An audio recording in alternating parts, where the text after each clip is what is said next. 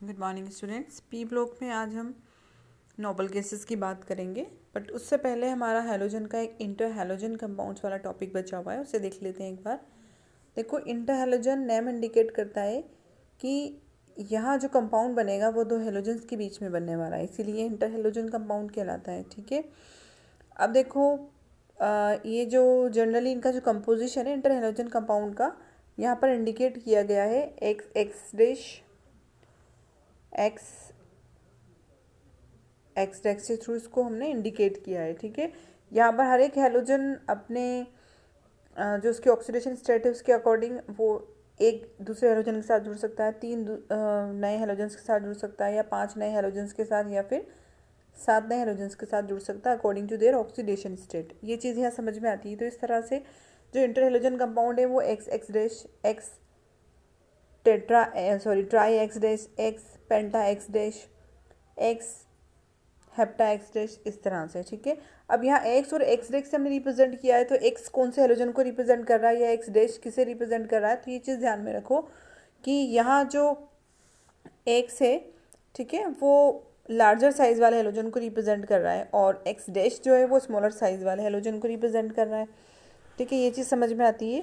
ठीक है, larger size वाला जो हैलोजन है वो अपने साथ जोड़ेगा 1, 3, 5 या 7 नए स्मॉलर साइज वाले हैलोजन्स को।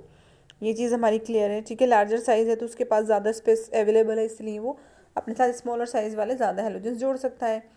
ओके, और जिस तरह इनके बीच में रेशो जो है वो as the ratio between radii of X and X dash increases the number of atom per molecule also increases. Okay, जैसे जैसे इनकी एटॉमिक साइज का रेशो जो है वो बढ़ता जाता है, जैसे कि अगर हम बात कर लें, एक तो फ्लोरीन, ठीक है, स्मॉलेस्ट हैलोजन है, और अगर हम आयोडीन की बात करें तो लार्जेस्ट हैलोजन है। ठीक है, तो अगर इनके बीच का अगर रेशो देखो आप, फ्लोरीन और क्लोरीन के कंपेयर में अगर आप फ्लोरीन और आयोडीन के बीच का रेशो देखोगे आप इनके साइज़ का, तो इनके बीच में ज़्यादा रेशो देखने को मिल रहा है। ठीक है, फ्लोरीन का साइज़ बहुत कम है, आयोडीन का बहुत ज़्यादा है, जबकि इनके फ्लोरीन और क्लोरीन के साइज़ में बहुत कम वेरिएशन है। ये चीज़ हमें समझ में आती है। तो जिस तरह इनके बीच का जो रेशो है इनकी रेडियाई के बीच का वो बढ़ता है, तो atom per molecule also increases, तो हर एक मॉलिक्यूल में एटम जो है बढ़ते जाते हैं, जैसे कि यहाँ IF7 दिया गया है। ठीक है, आयोडीन और फ्लोरीन के साइज़ में बहुत ज़्यादा वेरिएशन है। ठीक, इनके एटॉमिक साइज़ के बीच में जो रेशो है वो बहुत ज़्यादा है, तो इस तरह इनके जो मॉलिक्यूल रेशो जो रेडियाई है वो बहुत ज़्यादा होने की वजह से इनमें पर मॉलिक्यूल नंबर ऑफ एटम्स बढ़ते जाते हैं, तो IF7 इसीलिए ये बनाता है। ठीक है, प्रिपरेशन अगर आप देखो तो inter halogen compounds can be prepared by the direct combination और by the action of halogen on lower inter halogen compound. ठीक है, या तो आप डायरेक्टली इनको कंबाइन करो उससे भी बन सकते हैं, या फिर action of halogen on lower inter halogen compound, और लोअर इंटर हैलोजन कंपाउंड जो होंगे उन पर कोई दूसरा हैलोजन अटैक करेगा तो उससे भी इनकी फॉर्मेशन होती है। ठीक है, अब यहाँ देखो, क्लोरीन और फ्लोरीन इक्वल वॉल्यूम में लिया, पर्टिकुलर कंडीशंस इनके लिए दी हुई हैं। ठीक है, तो क्लोरीन फ्लोराइड यहाँ पर बना। ठीक, उसी तरह आपने क्लोरीन और फ्लोरीन लिया, बट फ्लोरीन एक्सेस में ले लिया तो ट्राईफ्लोराइड बन गया क्लोरीन का, इस तरह से। ओके, उसके बाद अगर आप देखो तो ये कोवलेंट मॉलिक्यूल होते हैं, डायामैग्नेटिक होते हैं नेचर में। ओके, फिर जो मेन इंपॉर्टेंट है इनकी स्ट्रक्चर है। ठीक है, इनकी जो स्ट्रक्चर है वो valence shell electron pair repulsion theory के बेसिस पर हम एक्सप्लेन कर सकते हैं, जैसे कि IF7 के लिए ही हमने बात की। तो इसकी स्ट्रक्चर अगर आप देखो, IF7 यानी आयोडीन के पास देखो, जैसे कि आपको मालूम है IF7 की हम यहाँ बात करने वाले हैं। ठीक है, ये आयोडीन 7 फ्लोरीन अपने साथ जोड़ रहा है आयोडीन के पास। ठीक है, आउटर शेल में 7 इलेक्ट्रॉन्स ही होते हैं, ये हमें पता है, हैलोजन है तो 7 इलेक्ट्रॉन होंगे इनके पास। ठीक है, तो ये अपने साथ 7 हैलोजन्स को यहाँ इस तरह से जोड़ सकता है। ओके, और XS3 कंपाउंड के बारे में ये बता रहे हैं कि compound have the band T shape. XX3 type के जो कंपाउंड्स होंगे, जैसे कि मान लो आप बना लो IF3 बना लो यहाँ पर। ठीक है, अगर आप IF3 टाइप का कोई कंपाउंड बनाते हो, ठीक है, XS3 नाम देंगे हम इसको, ये लार्जर साइज वाला आयोडीन, स्मॉलर साइज वाला फ्लोरीन हो गया। इसकी अगर शेप की बात करो आप, तो देखो शेप इनका इस तरह कुछ हम समझ सकते हैं। जैसे कि अगर हमने बात की आयोडीन की, आयोडीन के पास हेलोजन होने की वजह से इसके पास 7 इलेक्ट्रॉन्स हैं, IF7, यानी ये अपने साथ 7 IF3 सॉरी, ठीक है, 3 फ्लोरीन एटम जोड़ता है अपने साथ, ठीक है, 3 फ्लोरीन इसने जोड़ लिए और मान लो ये 3 आपने यहाँ से इलेक्ट्रॉन रिमूव कर दिए, या फिर आप कह सकते हो इनसे आपने फ्लोरीन जोड़ दिया।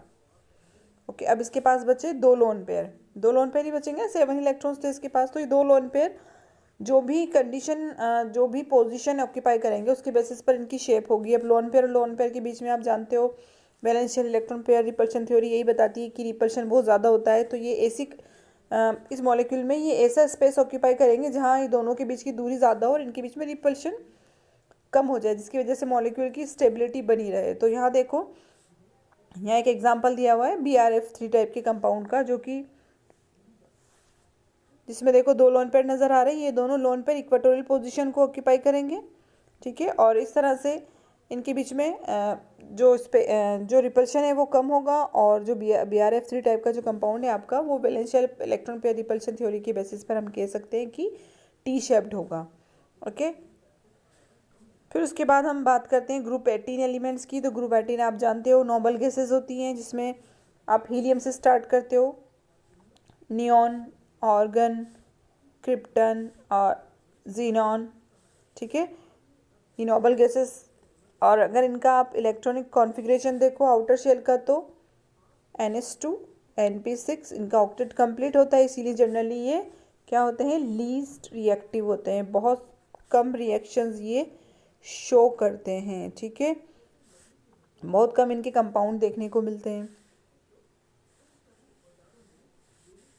इलेक्ट्रॉनिक कॉन्फ़िगरेशन आपको पता है, आप बात करोगे इनकी एटॉमिक रेडियाई की, तो ये इनका देखो एटॉमिक रेडियाई जो है वो कंप्लीट इनका outer shell complete full filled होता है, तो इनका जो साइज़ है इनकी पर्टिकुलर पीरियड में सबसे हायर इनका साइज़ होता है। जो भी आपकी जिस पीरियड में आपका जो भी नोबल गैस प्रेजेंट है उसका साइज़ जो है वो उस पीरियड में कंपेरेटिवली सबसे हायर होगा, जो भी एलिमेंट प्रेजेंट है उनके कंपेयर में, ठीक है। आयनाइजेशन एंथैल्पी, तो ऑब्वियसली आयनाइजेशन एंथैल्पी इनकी हायर होगी, क्योंकि आप इलेक्ट्रॉन इससे रिमूव करना आपके लिए मुश्किल हो जाएगा, क्योंकि इनका इलेक्ट्रॉनिक कॉन्फ़िगरेशन कंप्लीटली फिल्ड है NS2 NP6 से, इससे आप इलेक्ट्रॉन निकालोगे आपको बहुत ज़्यादा एनर्जी देनी होगी, तो आयनाइजेशन एंथैल्पी का वैल्यू हायर हो जाएगा। फिर इलेक्ट्रॉन गैन एंथैल्पी की बात करो तो स्टेबल इलेक्ट्रॉनिक कॉन्फ़िगरेशन है, they have no tendency to accept the electron and therefore have large positive value of electron gain enthalpy. देखो इलेक्ट्रॉन गैन एंथैल्पी एनर्जी की वो वैल्यू है जब कोई एलिमेंट रिलीज़ करता है उस एनर्जी को, जब आप उसे इलेक्ट्रॉन देते हो, ठीक है, स्टेबिलिटी आती है उसमें, एनर्जी को रिलीज़ करता है। बट इनका तो इलेक्ट्रॉनिक कॉन्फ़िगरेशन बिल्कुल स्टेबल है, ठीक है, तो इनमें बहुत कम टेंडेंसी होती है इलेक्ट्रॉन को एक्सेप्ट करने की, तो आपको इनको अगर इलेक्ट्रॉन देना है तो एनर्जी आपको देनी होती है, दैट्स वाई इनकी इलेक्ट्रॉन गैन एंथैल्पी पॉजिटिव होती है। ये चीज़ हमारी क्लियर होती है,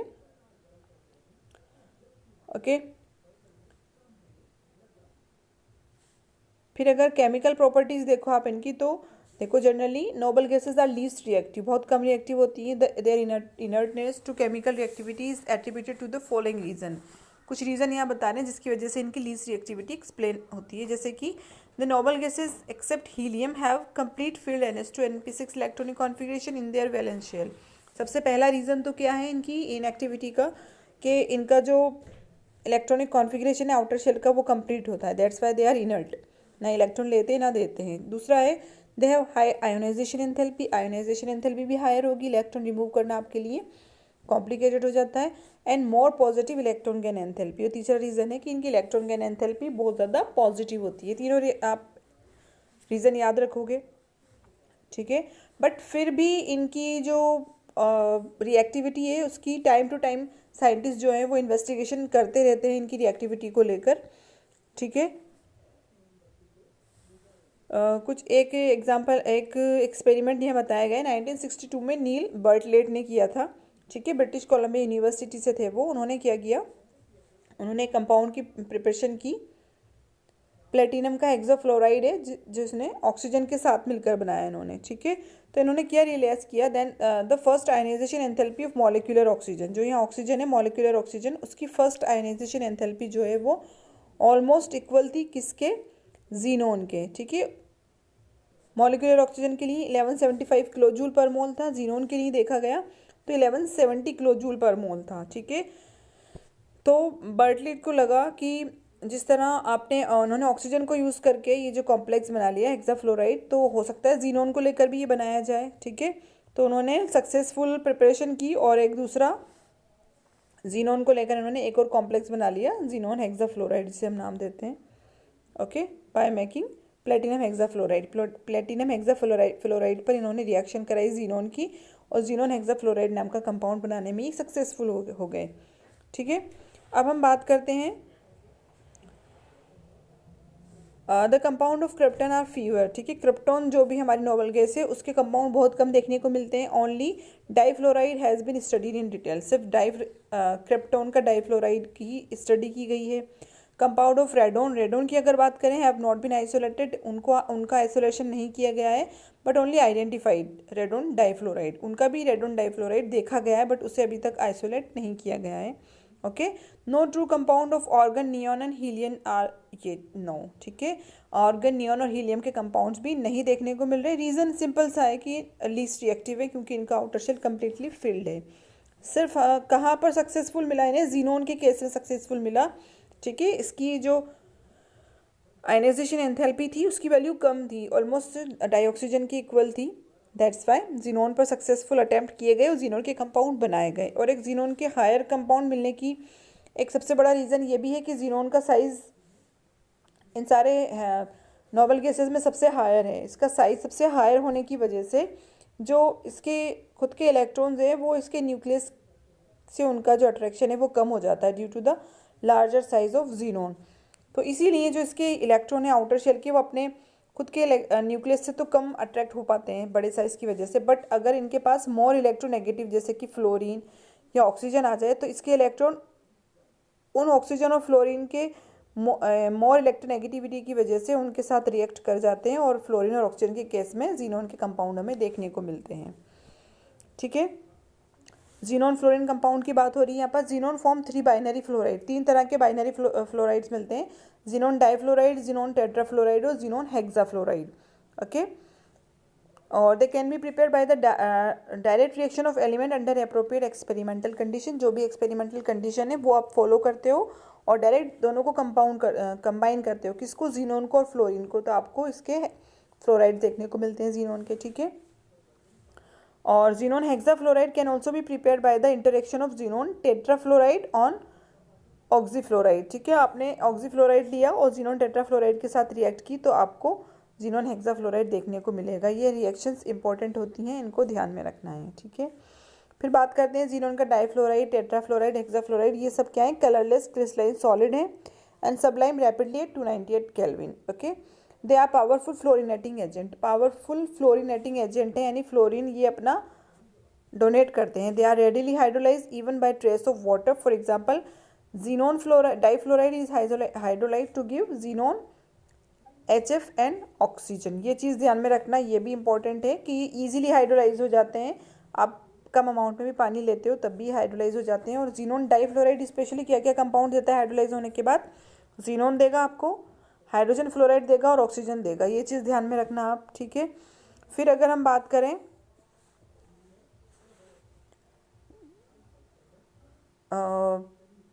ठीक है, ये चीज़ हो गई, जीनोन फ्लोराइड की बात हो गई। फिर इनकी स्ट्रक्चर की बात कर लो आप। ठीक है, स्ट्रक्चर इनकी मच इम्पॉर्टेंट है। जीनोन ऑक्सीजन कंपाउंड्स की अगर हम बात करते हैं, ठीक है, यहाँ देखना हाइड्रोलिसिस इंपॉर्टेंट है, यहाँ भी हाइड्रोलिसिस की बात हो रही है जीनोन ऑक्सीजन कंपाउंड में। किसका हाइड्रोलिसिस, जीनोन टेट्राफ्लोराइड और जीनोन हेक्साफ्लोराइड का। ठीक है, ऊपर आपने जीनोन डाइफ्लोराइड का हाइड्रोलिसिस किया था, क्या आपको कौन कौन से कंपाउंड मिले थे ये चीज़ ध्यान में रखना है।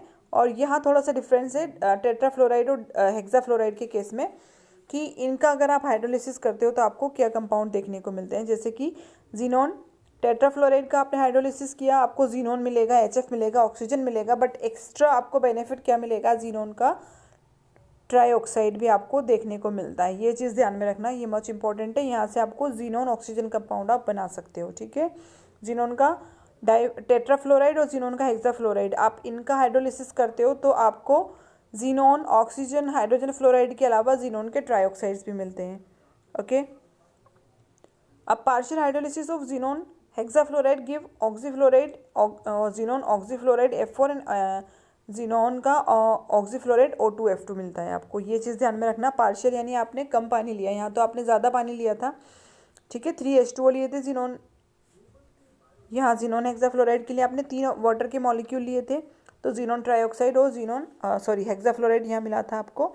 बट अब यहाँ आपने पानी का अमाउंट कम कर दिया, एक बार आप तो आपने 2 मॉलिक्यूल लिए, एक बार एक ही मॉलिक्यूल लिया, ठीक है, एक मॉलिक्यूल लिया तो आपको जीनोन ऑक्सी टेट्राफ्लोराइड यहाँ पर मिलेगा आपको, ठीक है, और 2 मॉलिक्यूल अगर आपने वाटर के लिए तो जीनोन O2F2 यहाँ आपको देखने को मिलेगा। ये चीज़ ध्यान में रखना।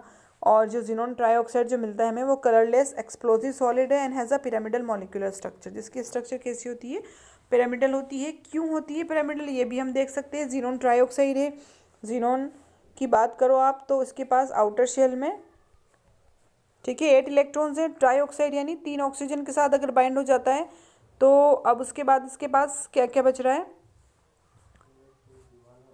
ठीक है, 2 लोन पेयर यहाँ पर बच रहे हैं इसके पास, ओके। तो इस तरह से हम देख सकते हैं, ये देखो एक लोन पेयर बचेगा, जीनोन ट्राइऑक्साइड है, ठीक है। ये जो ऑक्सीजन है वो क्या लेगा, हर एक ऑक्सीजन डबल बॉन्डिंग करेगा तो 2 इलेक्ट्रॉन के साथ कर लेगा इस तरह से, ठीक है। ये इस तरह से इसने बॉन्डिंग कर ली ऑक्सीजन ऑक्सीजन। अब एक लोन पेयर बचा, वो एक लोन पेयर यहाँ पर पिरामिडल शेप के लिए इस तरह से ऊपर की तरफ आ जाएगा due to the lower repulsion. और इस तरह जीनोन ट्राइऑक्साइड की जो स्ट्रक्चर है वो कैसी होगी, पिरामिडल होगी, ठीक है। अब आप बात करो XeOF4 की स्ट्रक्चर की, तो स्क्वायर पिरामिडल होगी। कैसे होगी वो भी अभी समझ में आती है, ठीक है। वही चीज़ है, जीनोन की बात कर लो आप, ठीक है। आउटर शेल में 8 इलेक्ट्रॉन्स हैं, इसको बनाना क्या है, XeOF4 यानी कि एक ऑक्सीजन तो डबल बॉन्डिंग ले लेगा, ठीक है, दो इलेक्ट्रॉन चले गए, और सिंगल सिंगल आपने फ्लोरीन ले लिए, तो इस केस में भी यहाँ पर इसके पास क्या बचा, एक लोन पेयर बचा, ठीक है। उस एक लोन पेयर ने स्क्वायर पिरामिडल शेप यहाँ हमें दिया, ठीक। तो इस तरह से जो इम्पोर्टेंट है वो इन केस में, एक तो इनका हाइड्रोलिसिस है, ठीक है, जीनोन के जो भी फ्लोराइड हैं उनका हाइड्रोलिसिस है, XeF2 XeF4 और XeF6 का किस तरह से हाइड्रोलाइज होते हैं, इनकी रिएक्शन इंपॉर्टेंट है।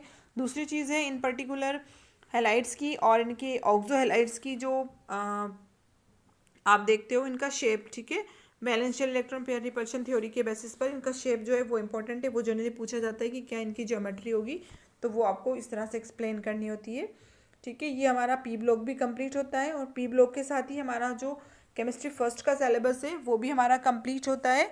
अब टाइम है हमारा रिवाइज करने का, तो बैक टू बैक आप रिवीजन करते चलो, ठीक है। जो प्रॉब्लम होती है वो आप व्हाट्सएप के थ्रू पूछ सकते हो, ओके।